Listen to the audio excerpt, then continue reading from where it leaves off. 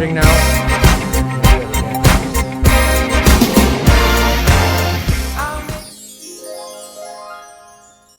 Yes. Good morning, good evening, wherever you may be. You are at the table with Mike and Money. Today on the table, what are we doing? What are we talking about? I think we're talking about a lot of things, but let's start with the product that's out there. What's out there? Oh man. Well, actually, you know what? Let's take a step back. Actually, Take it back. Let's talk about this last week, dude. 420. 420, a new holiday. You know, that was interesting. This year landed on Easter. You know, as a bud tender, I actually was skeptical all week long. Yeah, we had bets going actually. Right. But it turned into a 2-day holiday because of that. Right. Yeah, I don't Now it's like Mardi Gras. It's kind of morphing into a Mardi Gras. I like that. My goodness, I was so surprised. Even with the big holiday weekend, you know, I thought people were going to be out of town or doing their own thing, you know. The lines were still out the door, around the building. Yeah. Especially on 420. Oh my God. But think of the times when you're with your family. Okay, every family has like their little stoner crew. Mine did. Yeah. And we were, you know, you could name the holiday, but we were still going to be like linking up, going out back, you know, doing our thing. Going to one of the cousins' cars, smoking it up. You know, Gramps on the other side. Let's go. Got the sisters coming saying, who stinks in here? Who came back stinking? But yeah, it was a good turnout at the shop, you know. All of them, actually. You know, from what I seen driving by all the other shops, it was a hell of a day for the industry. Yes. You know. Actually, the city required permits this year for any 420 events. Okay. And they sent their code enforcement goons around to make sure they handed out the applications. I thought that was funny. Yeah. No, because a lot of the shops, they were doing it big. You know, they had lines around the shop at every single one. So it makes sense why to have a permit, you know. And it shows you that's making heads turn. That's yeah, it's real big. Is. Real big. Yeah. You know, I actually wasn't able to, you know, partake too much. This was the first 420 that I actually just pretty much worked the whole thing. So the whole thing. You know, at the end of the night, I had a couple bong tokes, but you know, I was beat. Me and one of the other workers, I opened with. We had dinner with the fam, you know, turned it into like an Easter thing, but I had my little pack of Jeters I got, so. Oh, nice. The Jeter. But I was tired. Whew, it was a long weekend. Now, what did you have, a sativa or indica? Oh, it's not right here. It's an orange one, so I think it was a sativa. Okay. No, yeah, look, the sativa Jeters will, in the midday, you pull one of those things, it'll finish the day out for you. You know, it'll bring you home. I had to cook and everything after all that, so I was feeling it. But it's one of those things when all was achieved, everything was in order. 421, I rested. Yes, that's right.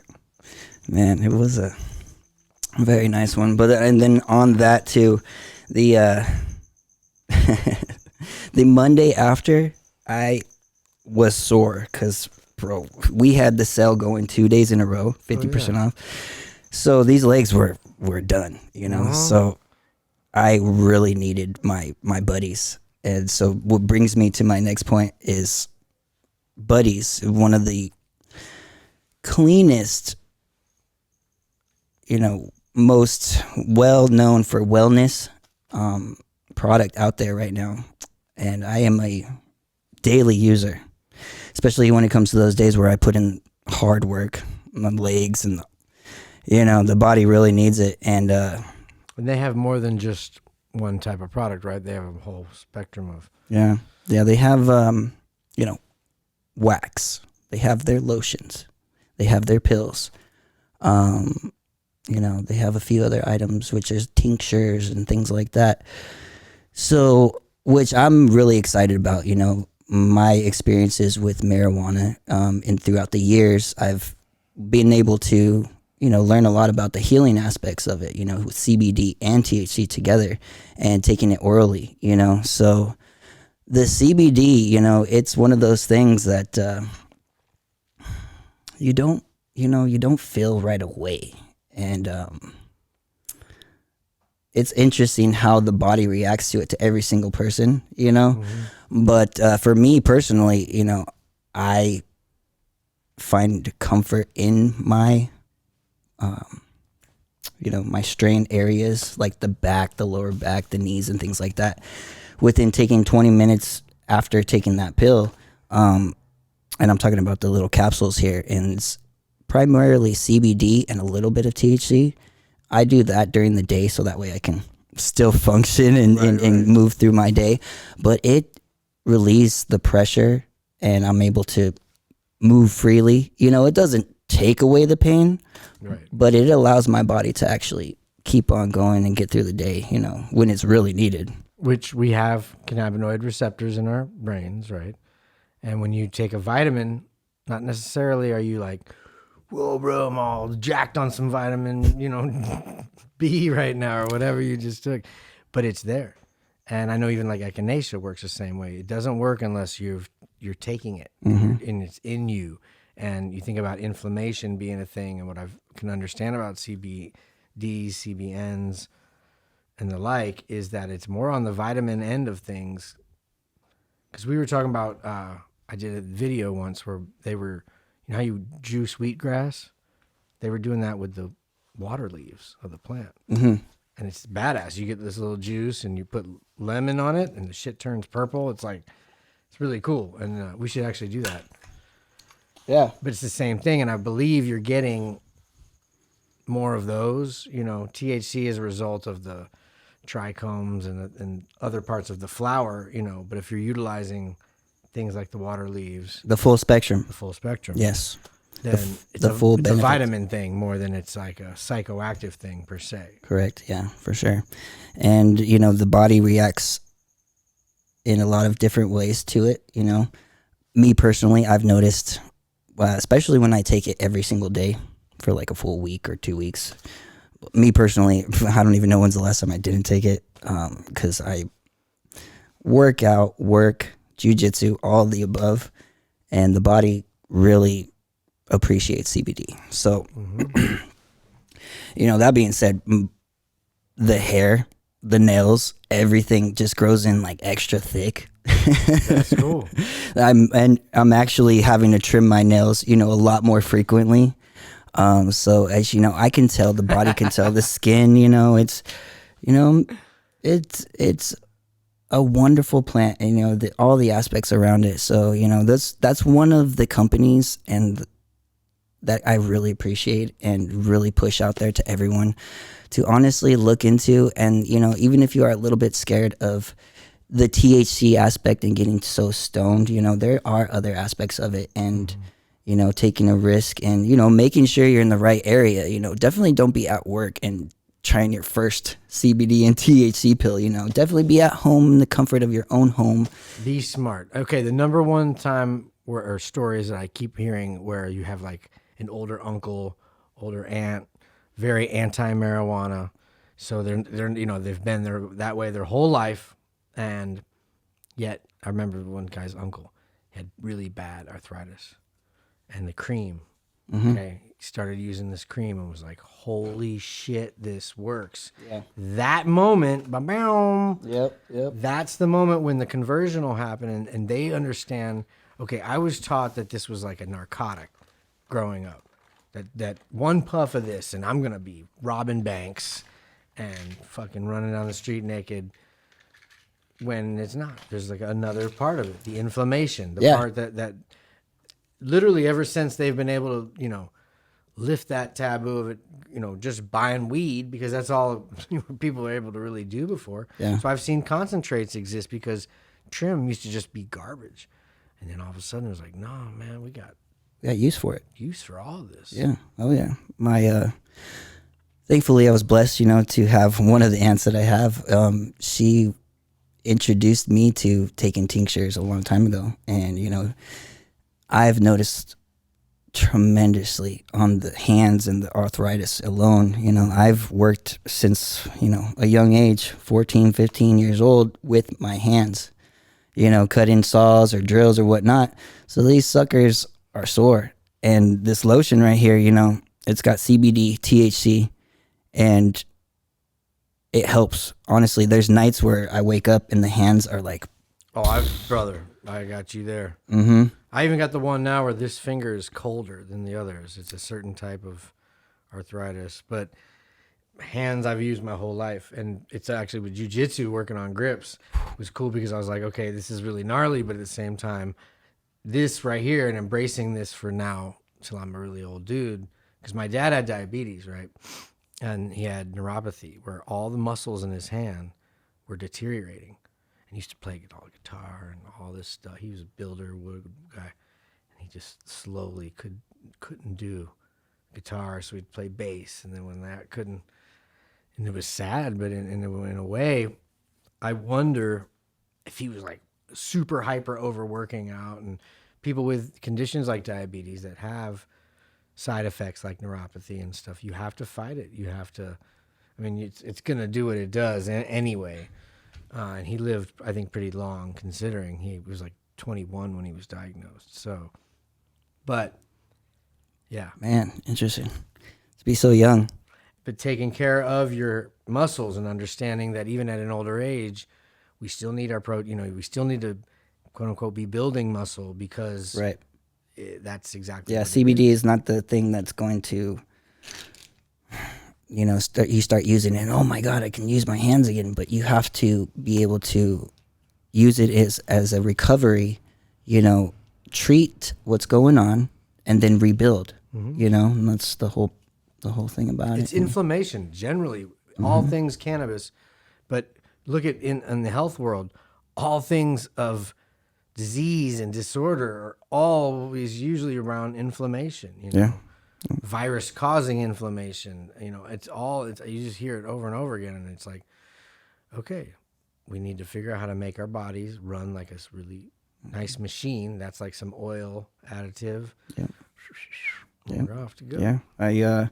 I had this gentleman the other month ago came in, and he always has bought, just regular edibles for his pain.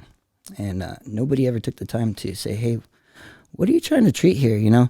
This guy actually he was missing a leg. Nerve pains. Yeah. Extreme nerve pains. And he was taking the edibles to subside that. And so I took the time, talked to him about what he's trying to actually, treat here. And I suggested the CBD and the CBG in both of them. And he is no longer waking up screaming in the middle of the night.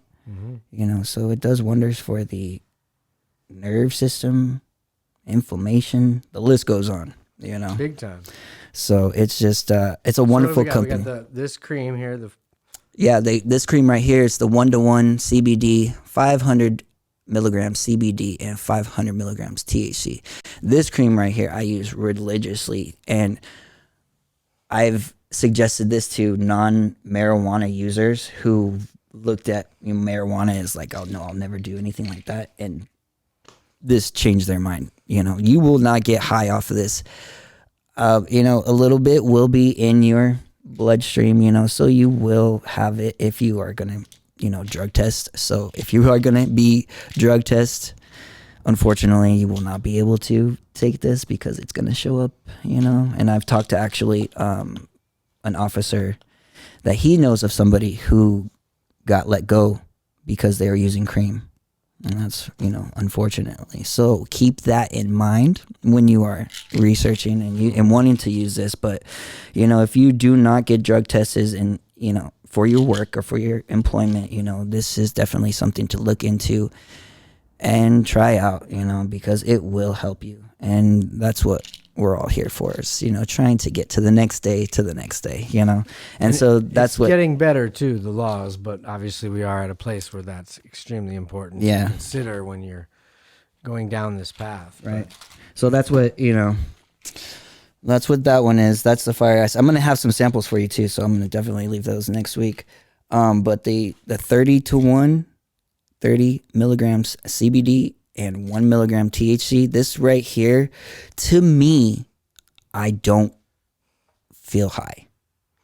But to anybody else who does not smoke marijuana, you will have that cloudy feeling like you are stoned. You know, so somebody who is trying to get off those Norcos, pills, things like that, this is going to help you, but you are going to have that little bit of a high feeling, you know, until your tolerance level starts picking up, which will only take a few days, you know, to a week. It's true. If yeah. If you, anything, when you imagine after you get over that first bit of like, okay, wow, my body's just understanding what this is, I think that slight bit of psychoactivity, it actually serves a huge purpose. Like, I'm a hard worker. I like to work long days, you know, like people are, whoa, you know. And a lot of that I think comes from when you're blazing, when you get your homeostasis, when your body is at its peak, including your mind. Because look at a lot of construction guys, love to drink beer. Why? Because you got to get your mind right for doing 12 hours of hard work. And there's a level of like, I find, because I tried to drink beer as a young man, that did not work. I cannot, if I'm going to drink beer, the boots are off and I'm going to eat some dinner. And then that's countdown to pass out is begun. And it's like, you know, that's for real. That's science. yeah, I'm either, it's pretty bad to say, but this is how I was in my 20s. It was either one thing or the other. It was either fucking or fighting. Right. Right. But now with that, I'm more likely to be more fucking and staying, you know, in that zone and then getting a good rest so that I wake up without a hangover, wake up without being dehydrated, because those two things together on a long period of time, the acceptable form of relaxation in our world, drinking, you know, it becomes a detriment to your health. Dangerous. Where they say the dehydration is the biggest part of it. I don't even realize that. Absolutely. We all talk about it. The next day, yeah. All right, this is the plan this weekend. All right, we're going to try and not black out. Yeah, no, I'm going to drink a whole glass of water. It's so easy, bro. Why wouldn't I do it? Yeah, I don't know. Why didn't you do it? Because I'm at the bar. One more, please. Yeah. In fact, I would be. If you asked me at the time, I'd be like, this water's going to dilute what's going on, baby. I got, you know. Yeah. That is right. Yeah. But the small amounts of THC, which we're talking about, but you mentioned Norcos, aren't those real, like, don't those fuck you up? Oh, yeah, man. So then I would think that would be, you'd want to almost, it's like, you know, stepping stones to really wean yourself off of something, because as a society, people that are on that shit, you know, that's some strong shit that a doctor prescribed them. So they think, oh, yeah, this is mine. And I mean, I know some opioid addicts, and it's a lifetime. It's like, and you think, oh, yeah, no, this person's character or this and that, they'll be able to. No, there's some that are like, that's it. That is literally it for them. And if this shit dries up or something happens or they don't make these pills anymore, he's in for a hard fucking ride. Yeah. No, I've seen it. Seen it many of times. Why? Why do that? Why even begin that when you got options? This is the easier route to throw a Band-Aid on things, you know? I don't get why people just go down that. I mean, I think with the opioids, it's because a motherfucking doctor prescribed it. Yeah. And that was obviously a problem. You know, the Sackler family got charged on some shit. So that's a white people cartel right there. So right. 100%, you know. Big money. Big money. Big money. Big money. They were, yeah, no, don't get me started on that. But that is another part of it, because people I know that demonize marijuana you go in their medicine cabinet and they'll have some shit. Especially if they have money, they'll have some shit that's like, whoa, how the fuck? Yeah, we have a doctor that understands me, or whatever the fuck happens to get you prescribed that type of shit. Unless you've had a hip replacement, you know. But look at how many people that's not the fucking case. Yeah, that's like all of them for me. I don't know anyone that's had a hip replacement. Thank goodness. Knock on wood. Yeah. I mean, I hang out with some extreme motorcycle people too, so maybe that is a possibility. But you know where I'm going with that. Man, they all do it to get high. And then they can't stop. Right. But that's the safest part about weed is. It's on you, baby. It's on you, and you're just gonna fall asleep, eat some food. You can definitely abuse that too, you know. Can we talk about that real quick? I have a theory. I have a really cool. So when I was a kid, the vibe was when you get high, that feeling you feel is your body releasing sugars all at once. Sugars you normally store up for energy, right? So a lot of the old Rastas are like, this is why when you smoke, you need to constantly eat. And they eat fruit. Why do we get the munchies? Okay, so this was the other counter to that. The reason why you get the munchies is because your body just dumped all its sugars, gave you that euphoric feeling, and now you're hungry. You want it back. So, and let's double check on this on the science, but I'm pretty sure that because I overheard a conversation in the shop. I was, oh man, well this sativa puts me to sleep, and then my light bulb went off, and I was like, maybe he was on some empty stomach shit, and then he smoked. Because when I was in high school, the whole thing was we would eat. I would always make sure I ate before I smoked because I'm pretty sure it's science that you get way more of a euphoric feeling because what happens after you eat? Your body is stacked with sugars.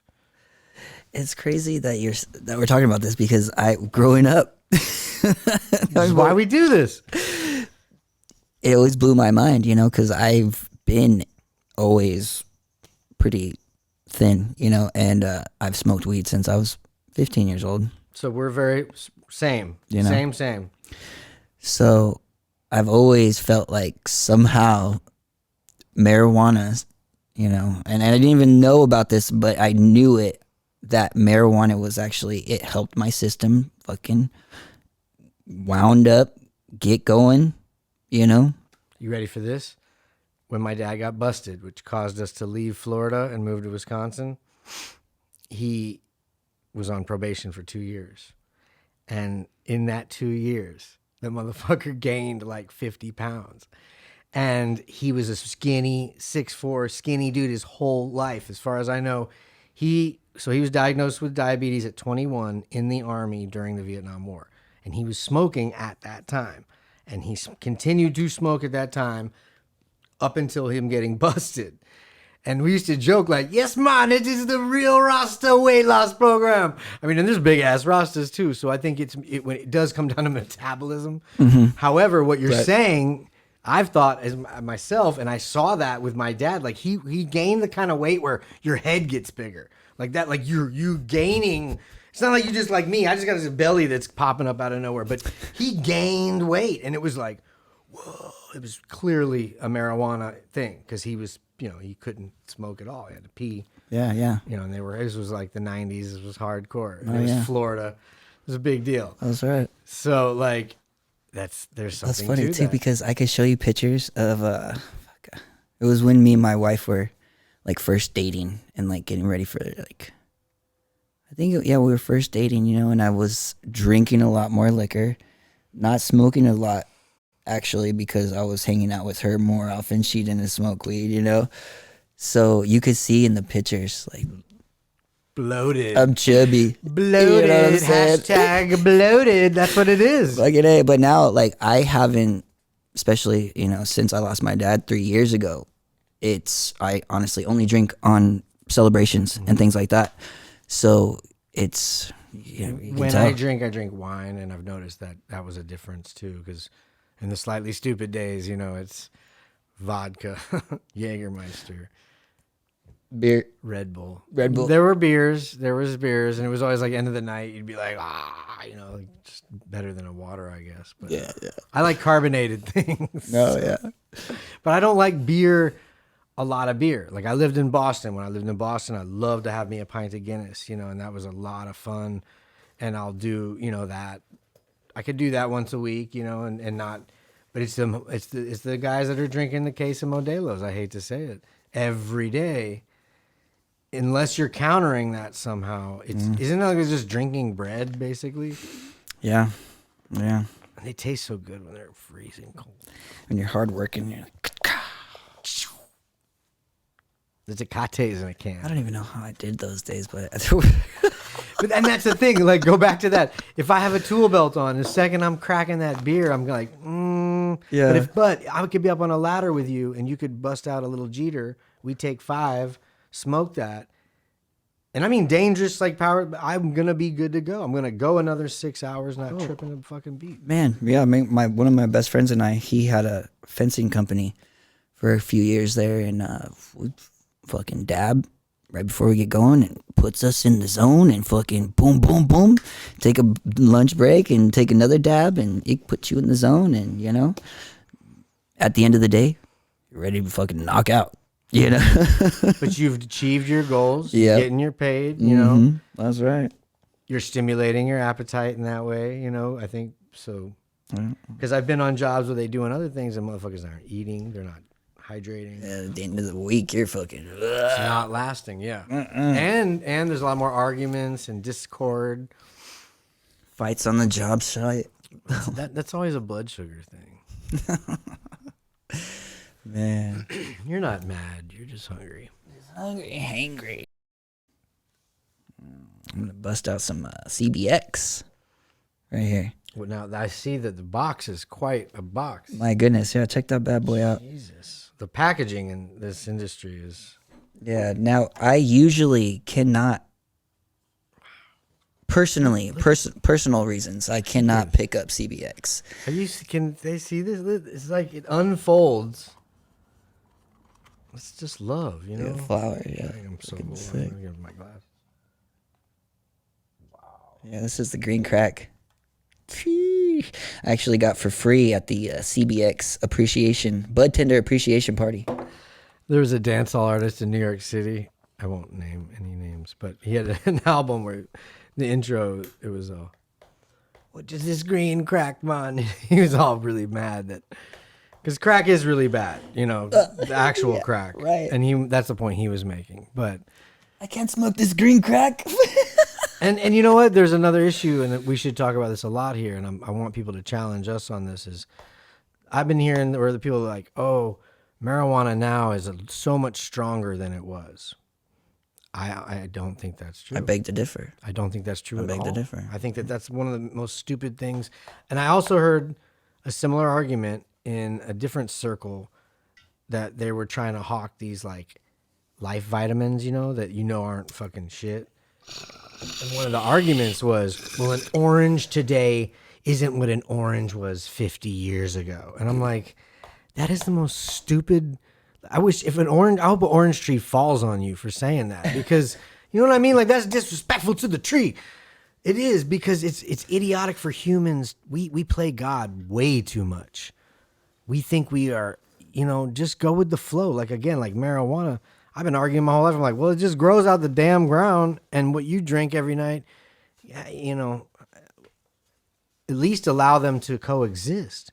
And it's my whole life, this has been attacked and witchcrafted on and burned at the stake. And it's like, dude, and we're seeing, well, look, why are we doing this? It's because this is growing, because we're parents and we are people and we're citizens and we're proud, patriotic, like tax-paying motherfuckers, you know? So it's like, yo, let's do this. Well, yeah. No, I feel that. Let's use the tax money for highways and hospitals and give it to people that don't smoke weed and go, there you go.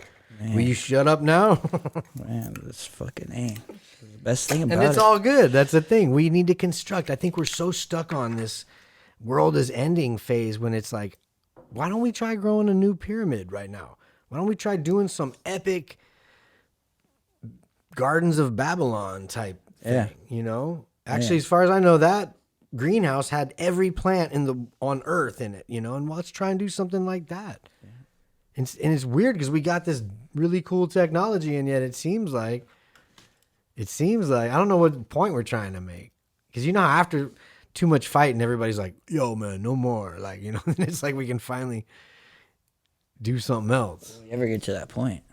Never fully. I get that, and I'm not trying to. Yeah. I think it's good to fight, but the exploitation and the, you know, that just never ending non-coordination, let's call it, because as an artist, you know, as a musician, you know, when there's nothing better when you can collaborate, or you can have like Johnny Cash and Snoop Dogg make a record. You're like, yeah, that to me is the juice. Like, that's where it's at.